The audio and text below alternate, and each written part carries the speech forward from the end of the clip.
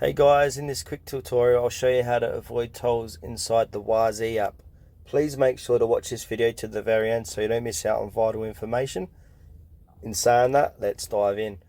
Okay, so first things you need to do is click onto your Play or App Store, search for Waze, click into Waze and make sure Waze navigation is up to date. Once that is done, click on to open.